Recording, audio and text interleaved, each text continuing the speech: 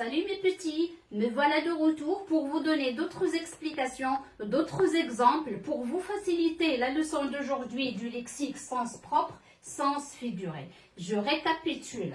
Sens propre, c'est le premier sens, ou bien c'est le sens qu'on peut trouver dans un dictionnaire. C'est le sens courant d'un mot. C'est le sens vrai, c'est le sens réel, c'est le sens concret qu'on peut toucher, vrai.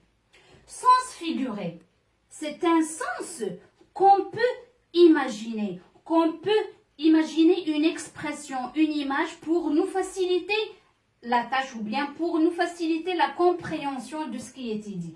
Donc le sens figuré, c'est un sens moins habituel, on ne l'utilise pas souvent. On dit qu'elle est abstraite. D'accord? Alors, regardons ces exemples. Le lion dévore sa proie. C'est vrai, c'est un lion. Hein, vous le regardez bien. Qu'est-ce qu'il est en train de faire? Il est en train de dévorer sa proie, c'est-à-dire de manger. Donc ici, on a le mot dévorer, hein, le verbe dévorer. Il dévore vrai. Mais regardez ici, il dévore son livre.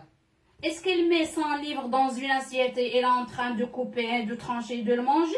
Mais non, pas du tout. C'est-à-dire, il est en train de lire. Il dévore son livre, par exemple, une histoire, il va la lire dans 2 jours ou bien 3 jours. Hein? C'est ça. C'est-à-dire, il est en train de lire. Hein? Il fait une bonne lecture. Il adore lire.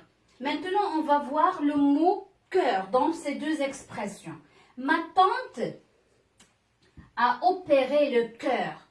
C'est vrai, elle a subi une opération du cœur. Elle a un malaise au cœur. Donc, c'est un sens qui est propre. Regardez, c'est une salle d'opération chirurgicale. Elle a bien opéré son cœur, c'est vrai. Mais lorsque je dis « maman a le cœur sur la main », est-ce que maman, elle retire son cœur et elle nous le présente sur sa main? Mais non, pas du tout. On doit imaginer qu'elle a son cœur sur la main, c'est-à-dire c'est une maman bonne, généreuse. D'accord? C'est ça l'expression. Donc, c'est un sens figuré dans ce cas. Regardez la dernière image. Il plonge dans la piscine. Le voici la piscine, les membres de la famille. Ah, elle plonge, c'est-à-dire elle saute dans la piscine. C'est vrai, c'est réel, c'est un sens propre du mot plonge. Regardons ici, il a plongé dans son livre.